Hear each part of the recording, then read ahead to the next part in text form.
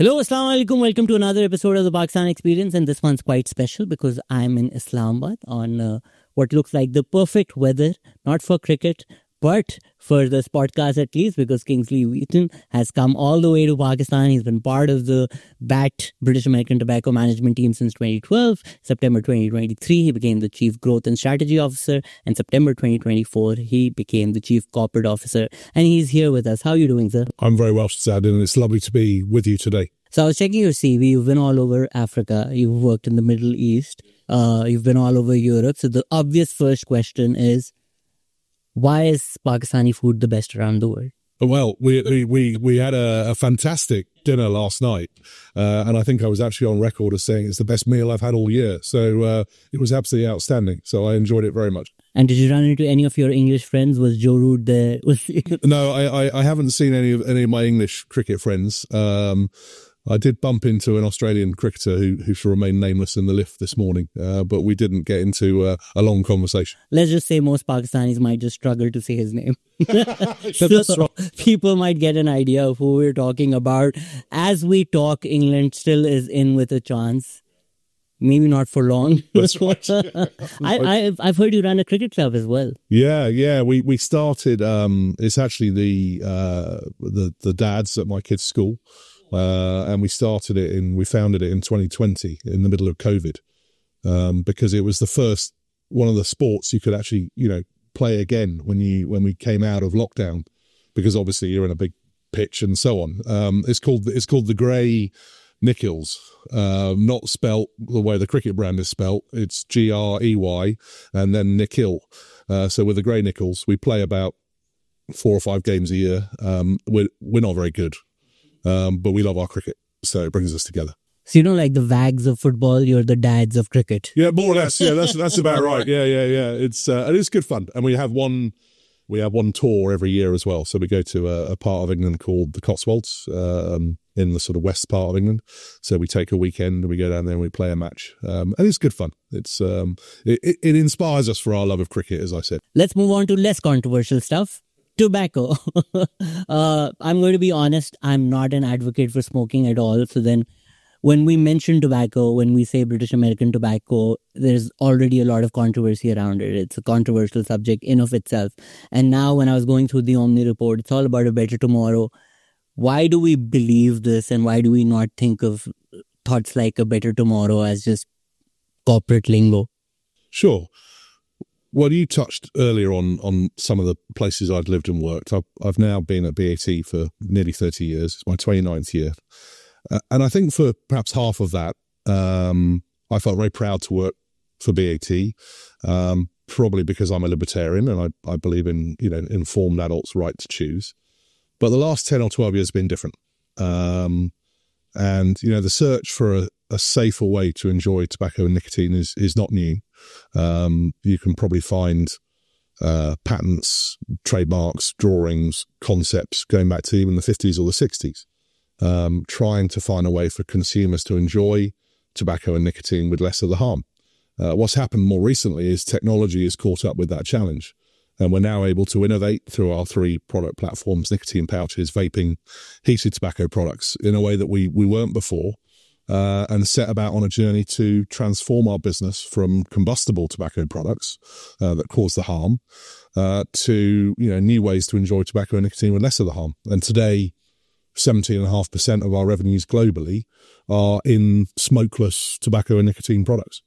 And if people want to know how much they earn, that's about 3.3 million British pounds. That's exactly right, 3.3 billion British pounds. And the report's over-exaggerating because they say 18% of your revenue comes from... Around 18. Around 18%. So I was going through the report OMNI, which we will get to, but when you're talking about harm reduction, that's the language that's being used. There are a lot of provisos and disclaimers at the side as well, that when we talk about harm reduction, it's a spectrum that we're mentioning. So THR, which is mentioned, which is quite a central theme of the entire report. When we say harm reduction, is the idea that these are better for you. There is still a spectrum of harm. There's still a spectrum of risk. So the claims are not that the alternatives are completely risk-free. Yeah, that's quite right. And we would never say that these products are risk-free. And actually, not a lot in life is risk-free. I think there was a famous phrase that, the dose makes the poison. And anything consumed, to certain levels can be dangerous. We do have an idea behind tobacco harm reduction, which is about the risk, what we call the risk continuum, which is when you move from smoking and the combustion of tobacco to these new alternatives, the relative risk falls very, very significantly. Perhaps somewhere of the order of magnitude of 95 to 99% less emissions, less toxicants than when you're burning tobacco. So it's actually a strategy which is about getting consumers who would otherwise have smoked to use alternative tobacco and nicotine sources on a relative risk basis. And the report seems to be quite open about it. I think, if I have my numbers right, I was quite surprised to learn that about 1 billion smokers around the world, and the report clearly mentions that there are millions of deaths worldwide.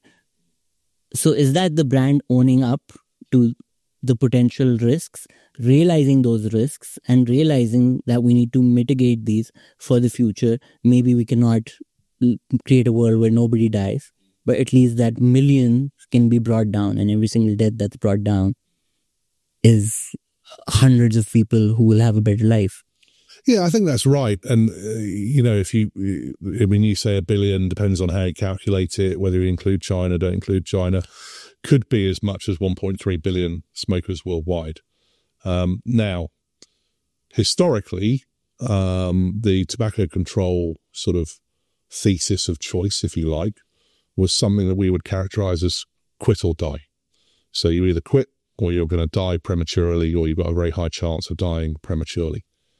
Now, when I first became Corporate Affairs Director of BAT in 2012, I was shown a chart which showed the projected number of smokers around the world going out to 2050. And the line was largely flat.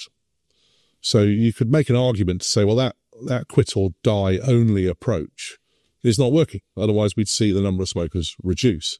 And as I said, we're not at BAT, and I think across the industry, we would like to be able to transform our business and give consumers products that are better for them.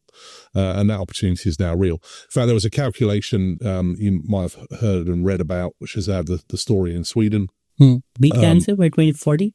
Well, they're the first country to go what we call smoke-free, which is below 5% of the adult population using cigarettes. So if you take Swedes explicitly, I think it's now 4.7%. And they had the lowest lung cancer rates in Europe. There was a calculation done by some leading academics that said if you projected, that across Europe and use Swedish smoking rates across Europe, 3.5 million premature deaths could be saved. So you're absolutely right. That there are real people, real lives, real futures, which, tobacco harm reduction is about delivering benefit to. So I read that Sweden was actually ahead in their beat cancer by 2040 metrics. What can Pakistan learn from that? When we look at Sweden, I mean, there's a lot we can learn from the Swedes in general, but specifically when it comes to the tobacco industry, specifically when it comes to going smokeless. In a country like Pakistan, with our own issues, with our own difficulties, with our own challenges, can we genuinely replicate things that have worked in Sweden, or at least what can we learn from that? Well, yes, I think you can, and I'm very, very excited about Pakistan. That's why I'm here, actually. Not just the food. Well, the food, the cricket, but also, and what a wonderful, we have wonderful businesses around the world. PTC is an outstanding business. It's been part of the BAT family for nearly 80 years. But let's just lay out a few facts on Pakistan. Nearly 45% of adult males in Pakistan use nicotine, which an awful lot is smoking. That's a fairly high smoking rate. So compare and contrast that with the 4.9%, 4.7% I just quoted in Sweden. So it's an order of magnitude 10x. So I think there is a large population base where we can offer new alternative products and encourage that transformation. That's why we launched Velo nicotine pouches in 2019. That's why we spent $40 million on plant, equipment, machine capital at the Jhelum factory. That's why we're now using Pakistan as an export base. We're now exporting modern oral to Japan and to France from Pakistan, which I think is a tremendous story. And today in Pakistan, we have nearly 500,000 users of modern oral products. And it's a start. I often say when I get asked about these things that it's not where you are today that matters. It's where you're trying to get to in the future. And I think the Pakistan story is remarkable because I think it is the North Star, the beacon of our developing market transformation story. It wouldn't be acceptable for BAT to say, yeah, we're going to transform our business, but that's a European and a USA story. I think that would be disingenuous. So I think it's flying the flag for developing markets. The Pakistani government have been hugely supportive.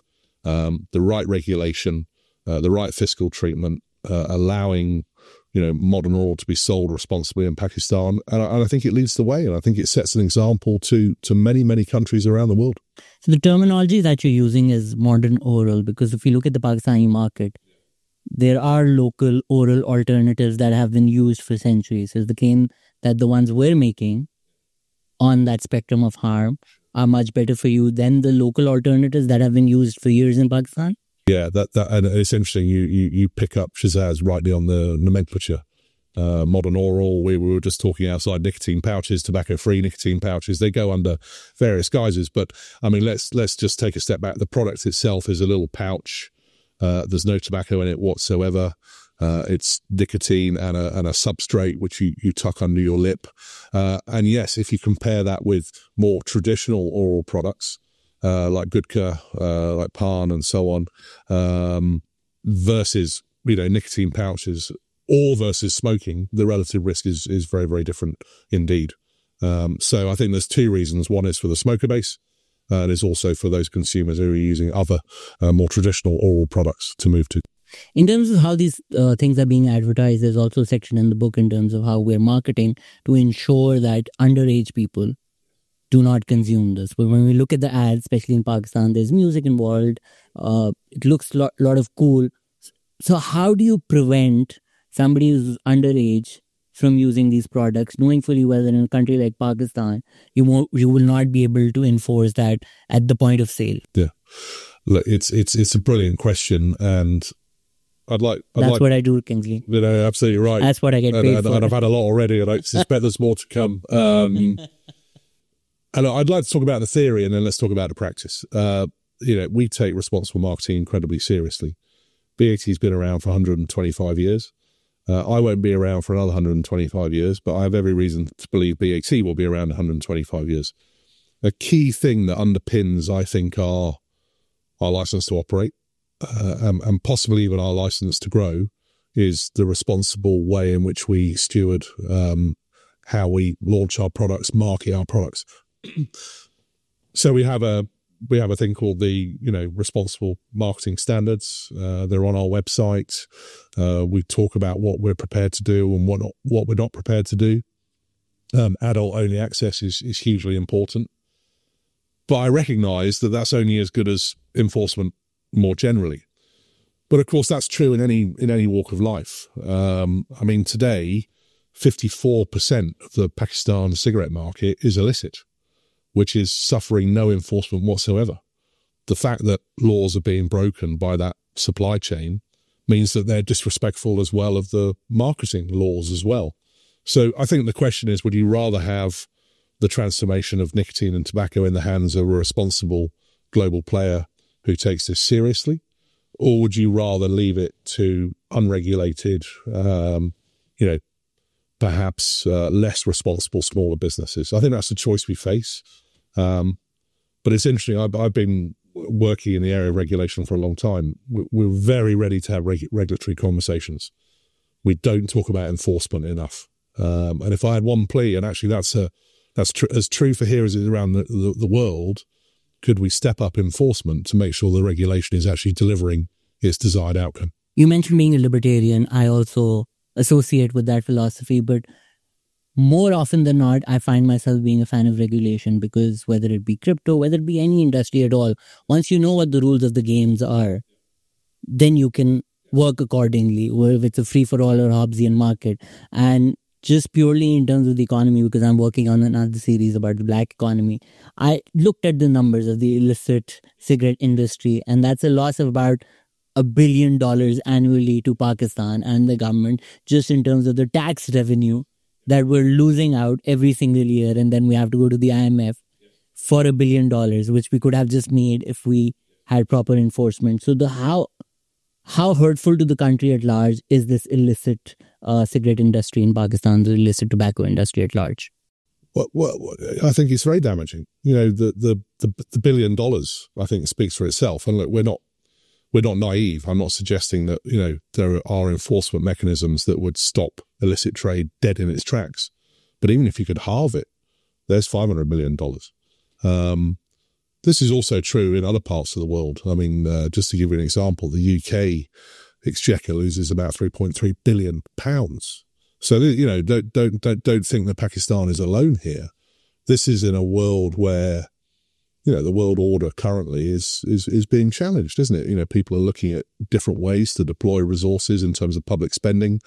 So I think these are real numbers and they matter. So now, that's just the financial side. There's also the responsible stewardship, responsible industry leadership, thought leadership of the industry that comes into play. I mean, we call the OMNI forward thinking for a smokeless world. Can we see a world where BAT sells its last cigarette? And on that journey, we want to be a predominantly smokeless business by 2035. And so I think that the business is in the hand of responsible industry players is important, not just because of today, but also the ability to transform faster to the tomorrow. It's interesting that you said that, but just before we come to that, I believe the government's introduced a track and trace system, and they spent about 100 to 200 million on that, if I have my numbers right.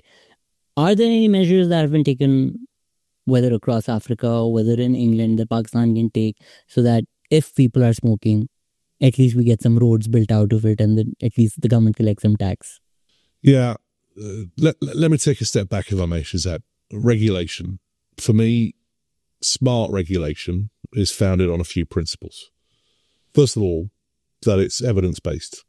2, that it's consultative by nature.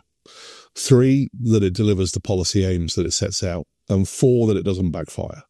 Now, I just said those 4 things and it sounds rational. It might even sound a bit prosaic. To deliver those 4 things in reality is really, really hard. And of course, track and trace is one of those solutions. Governments around the world, Europe is another example. We've put in place track and trace. We've partnered with government, and actually we're pleased in terms of the regulation of track and trace. But then something has to happen with that track and trace system. Something has to be a consequence. The policy aims have to manifest. And I think that's all we'd ask for really in the challenge of tackling illicit trade in Pakistan and in other countries, is that those track and trace systems are used as a very visible and clear way of enforcing what is the illegal, usually duty non-paid product in the market.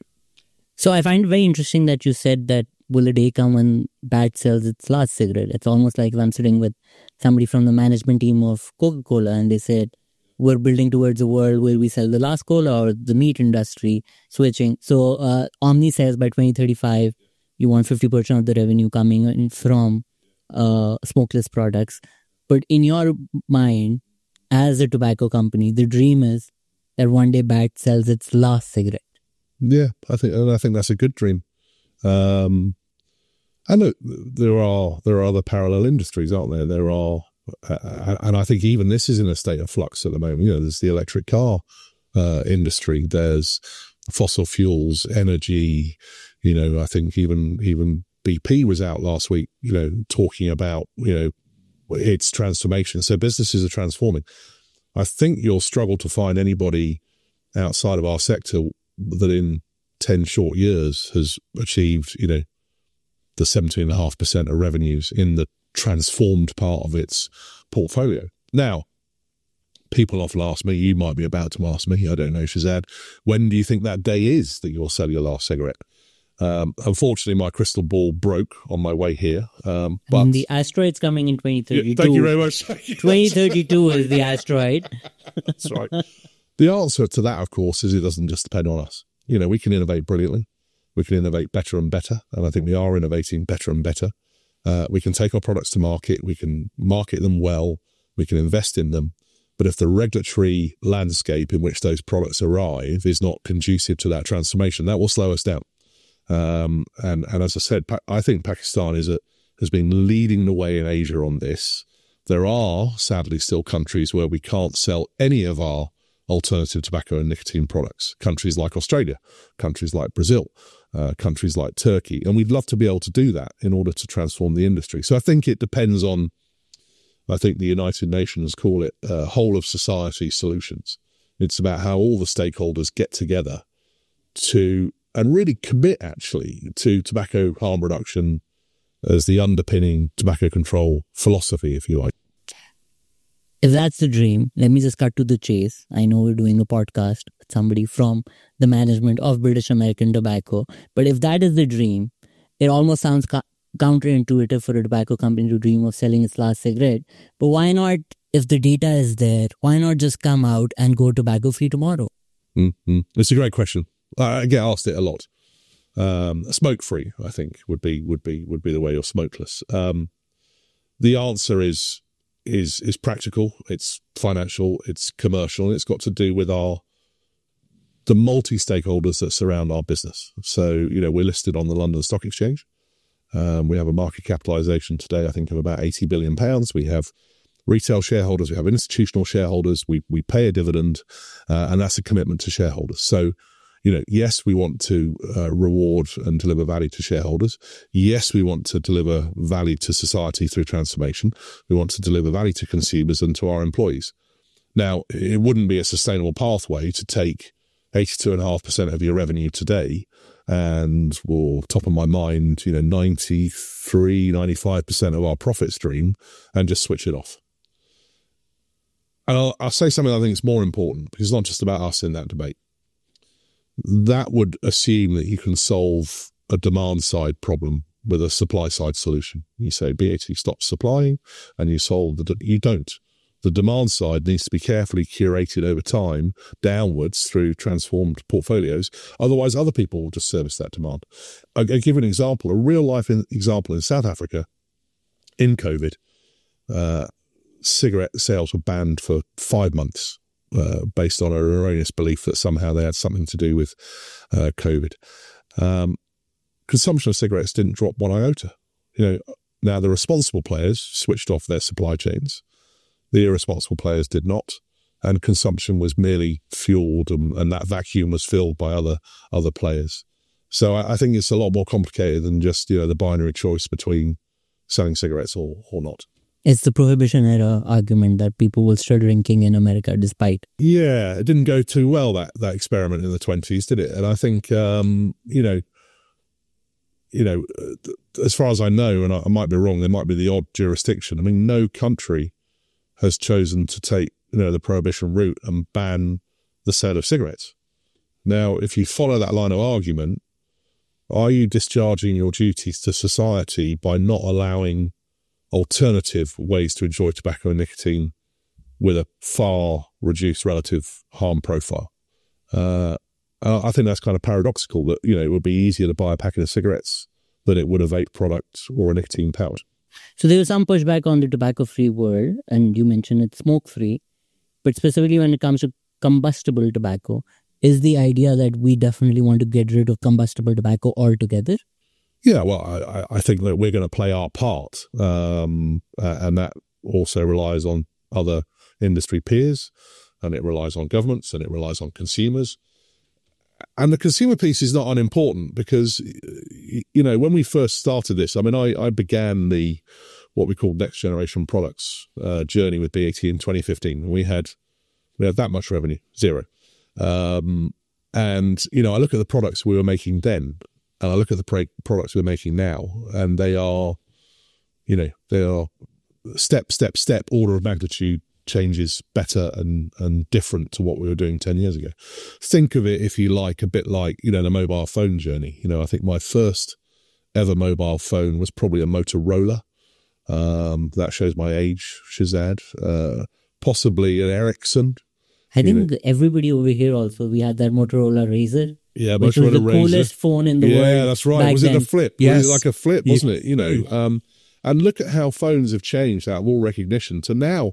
Isn't it interesting that all phones, from a sort of construct point of view, are basically the same? You know, if they're lying on the table, be it Android or Apple, they look largely the same. It's what they do that matters. And I could argue the same for our product as well. And, you know, despite the risks that smoking causes, for a lot of people, enjoying combustible tobacco provides a lot of enjoyment, satisfaction, and a variety of meets a variety of those consumer wants and needs. So therefore, as you offer consumers alternative products, you have to close that, what I call the compromise bridge, to be as short as possible, so that when consumers walk across that bridge and try our products, that they're having a product that's as approximately satisfying as smoking. You know, it would be a bit like having, you know, Diet Coke or Coke Zero that tasted so distant from Coke that no consumer was prepared to make the switch. And what's happening over time as our innovations get better and better is that ability to provide satisfaction to the consumer with these alternatives is heightening. And that's really why our acceleration is our transformation is accelerating. As somebody who is a huge fan of Coke Zero, if Coke was to find out that the sugar alternatives that they're using, if there was some science which said they're actually much worse, I would assume it would be in Coke's interest to bury that research. When I read OMNI, it talks about all the scientists that have been employed. It talks about over 50, I believe the number is 56, peer-reviewed articles that have come up. 50 plus scientists have worked on it.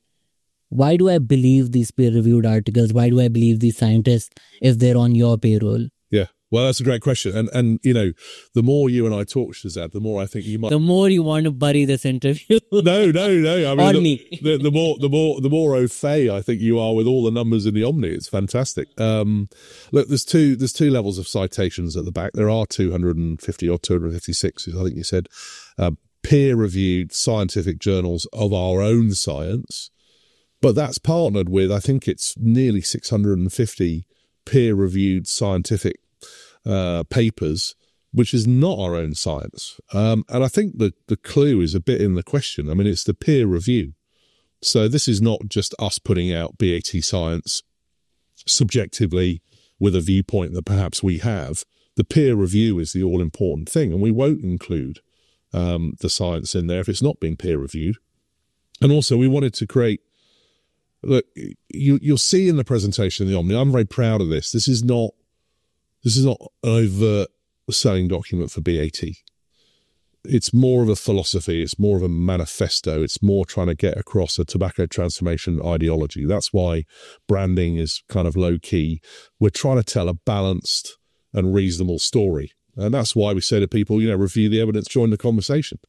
Don't just take our word for it. So I think, you know, whilst I respect your comments on how corporates may or may not act, I think in 2025, in an era of responsibility, of transparency, you know, the 24-hour news cycle that we're involved in, that you're, you know, playing an active part in as well, I don't think companies can do that. I think being transparent, being open, being frank is a far better way, and I might say a slightly more courageous way than trying to sort of, you know, turn the information to our advantage. So put the facts out there, put the evidence out there, let reasonably informed society make its own decisions. I must admit, I was pleasantly surprised to read some of the things I haven't written in the OMNI report. I was surprised that they're coming from a tobacco company that is talking about all of this as well. But as somebody who is maybe rightfully skeptical of the corporate world, is what you're claiming today, that any of the claims that we make, any of the science that we put out, we're open to anybody questioning that. If you want to join the conversation, we're happy to have that conversation. We're open and transparent with everything that we're doing. Is that the claim you're making today? I think that's absolutely right. You know, there's an email address. I think it's you know, something info@smokelessworld.com. And I always ask the team back in London, you know, are we getting emails? Are we getting inquiries? You know, and yes, we're open to it. I mean, that's why I'm here today with you. That's why Dr. James Murphy, our scientific research director, is in Pakistan as well.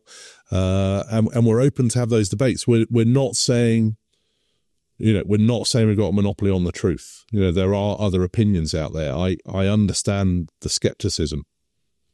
One of the problems is the erroneous perceived link between nicotine and it being a carcinogen. This is believed, this is a perception around the world in many, many countries. And so therefore that's where the skepticism comes from. But, our job is to go out there and put forward our arguments and our beliefs. What OMNI has enabled us to do is to create a focal point, if you like, an apex for that philosophy to put out there. It's also not a static thing. We've got it here in front of us. This manifests as a book, but it's actually a dynamic platform. It will evolve over time. We'll have upgrades. We'll bring new evidence, new information, and we want to have that debate, and we welcome that, because I think it's only in having that debate that society becomes better informed. So if somebody who's listening, who wants to believe you, who is currently smoking cigarettes and listens to you, wants to switch to nicotine pouches, but shares my skepticism of the corporate world, how do they independently verify these claims that are being made? Well, this is where it gets interesting. One way of thinking about that is to wait for epidemiology. Sweden would have epidemiology because it's been on a smokeless pathway for so long, and that's why I was able to quote to you the lowest lung smoking related cancer rates in Europe. So you could do that. You could do that as a consumer. You could wait another 25 or 30 years for the evidence to be copper bottomed, or you could buy into the weight of evidence argument, and that's what we're saying here. If it's right that 3.5 million premature deaths could be saved in Europe, do we want to wait to save those 3.5 million lives, or do we want to act now? And the difference between the two philosophies, and I'll talk about this later today, quit or die is inherently a precautionary approach to public health. It's a what if. What if these products aren't as safe as they're saying? What if the industry is not presenting the information in a fair and a factual way? And I could go on and on and on. Versus tobacco harm reduction, which is a message about what could be. What could be is a more optimistic message. It's a belief in the future. If you think about it, most governments, most regulators, most businesses, most people plan their futures based on imperfect information. Most of us don't go around our days having perfect information in terms of where we go, what we do, how we do it. Therefore, we are assuming risk based on believing that our choices are the best way forward. And I think that's what I would say to that consumer, is believe in the weight of the evidence argument. When you don't burn tobacco, which produces about 7,000 different emissions, by the time you get down to nicotine pouches, you're talking in the tens. This is a manifestly different level of what's being emitted to the product. Once you take the burning away, life gets a lot simpler. I'm sure everybody will not read this report, and everybody might watch our podcast, but most people might not. I hope lots of people do. I hope so too. Yeah. I hope I make some YouTube revenue out of it. So in terms of the public messaging, if what you're arguing for right now is these alternatives are better for you, there's harm reduction, combustible tobacco is bad for you, are we going to see that in the public messaging? Are we going to see that in advertising? I know there are a lot of advertising regulations around the tobacco industry in general, but are we going to see that messaging being put out through content from the company itself, knowing fully well that a major portion of their revenue comes from that right now? Yes. Yes, you do already. Yes, you will. And yes, you'll see more of it. I would just give an example. There's an awful lot of us at BAT who are very active on LinkedIn. We're pushing OMNI messaging out all the other time. You've probably seen some of it. Shout out to Javed Saab, who was here last time. Yeah, Javed. Yeah, Javed. Yeah. Well, it's interesting. I must tell this story. I was saying how proud I am of the PTC business. I was told yesterday there's 110 homegrown Pakistani, talents, employees who are currently overseas and internationally working around the BAT group. I think that's a tremendous story of the Pakistan ability to shape talent and develop talent. And Javed Saab started from a factory. Walked into a factory, worked in the factory, and now he's on the management team. And we have one more Pakistani as well, Zafar Khan, who I was with. So two of 14. I don't think we've got two other. No, we've got two Brazilians, and interestingly, we've got two Northern Irish as well. So, but no, you're right up there in terms of representation. And the English are making up for it. That's right. Yeah. Well, yeah, there aren't so many of us. So we are. I was fascinated the other day. I did what I thought was a fairly basic post on the OMNI on LinkedIn, and it achieved nearly 1 million impressions. Now, I posted a picture with Javed Saab, and it did really well. It did really well, did it? So clearly, yeah, that's right. Well, he is our CIO. He's your star on LinkedIn. I think he knows how the back end works. Probably. In terms of consumer messaging, that's more interesting. We do what we would call tobacco harm reduction messaging through the mouthpiece of our brands in many, many markets. 95% less toxicants. Why don't you switch completely to these products? That sort of messaging. That's something we would like to do more of. It's not always legally allowable. There are, one of the things is I have a lot of conversations with people who are very interested in the industry and what we do. And they say, well, have you ever thought of, or why don't you just do this? Why can't you do this in all your countries? And probably more than any other industry I know, the regulatory fragmentation, jurisdiction to jurisdiction, will always mean the answer is it depends. It depends on what we're allowed to do legally and locally. And of course, we also have to make sure that when we're putting things into the public domain behind our brands, we have to make sure we're absolutely, 110% sure of what we're saying to ensure that the consumer is getting the right information. So it's an area we want to do more and more of, but it's also an area where I wouldn't say we have to proceed with caution, but we just have to take seriously, our responsibility in that messaging as we go forward. I know we've praised Pakistan a lot, which is rare for us and makes us feel great. But are there any unique challenges that you face specifically in Pakistan, whether it be in terms of the government, whether it be in terms of just the country at large? But as I said, I think the Pakistani government has been hugely supportive. First thing in 2019 was to ensure that we had the right way to import the products initially. They've supported our investment, the $40 million in Jhelum that I talked about, in getting the right regulatory framework and the right fiscal treatment. So that's fantastic. Where we'd love more support is helping close down the illicit trade problem. That loss of $1 billion to the fiscus. We pay $1 billion, but there could be another $1 billion. That would be fantastic. I think also maybe to encourage, for all the great work that's been done on modern oral, there's another great category out there that could help in Pakistan's transformation, which is vapor. We don't yet have the same sort of regulatory clarity, fiscal clarity for vapor. So why not do the sort of same playbook for nicotine pouches on vapor to prevent an illegal and informal market? The borders are close to China. A lot of these products come in from China.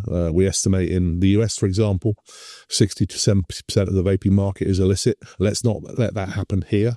So I think, just sort of continuing to work, in Pakistan on that transformation journey in a responsible fashion, to ensure that, with those relatively high tobacco and nicotine usage rates of 45%, that makes it a very encouraging market for us to marshal that transformation. And vapor is those vapes that people use. Yeah, vaping products, effectively, usually a wick or a coil over which liquid is heated and produces a vapor with nicotine inside of it. Those are the vapor products I'm talking about. We have a big brand around the world called Views, and we're delighted to think about how we could responsibly market that in Pakistan if the regulatory environment was set in the right way. So we've done this podcast with Kingsley Wheaton, the employee of BAT, and I must say you've done a great job at that. But we started this podcast talking about dads of cricket. So you're a dad as well. So you go home and your child's smoking and has cigarettes. How do you feel about that, if that happens? It's a question I'm often asked. I have 3 children. Fletcher, who's nearly 17, Evie, who's 11, and Sasha, who's 8. Look, my advice to them is, don't smoke and don't use other nicotine products. That would be my first bit of advice. It would be a bit like the advice you expect me to give, don't drink too much, son. Don't drive a motorbike too fast down the road. I mean, these are risk avoidance parenting guidelines, aren't they? But there is a caveat. And to all 3 of them, I would say, first choice is don't use them at all. But if you're tempted to smoke, if you're tempted to experiment, I would much rather you used alternative smokeless tobacco and nicotine products than smoke. So first rule of thumb, don't do it at all. Second rule, if you're going to use nicotine, if you're going to experiment, then don't smoke. Avoid the combustion, avoid the 7,000 emissions, and use alternatives instead. And I would feel very responsible and also credible, because I think I understand the ins and outs of this, to make that recommendation. No, it's nice that you're consistent with your messaging to your children and the messaging that you have, whether it be... Well, they'll find me out very quickly, won't they? Otherwise, they'll... We'll know when England gets knocked out and what.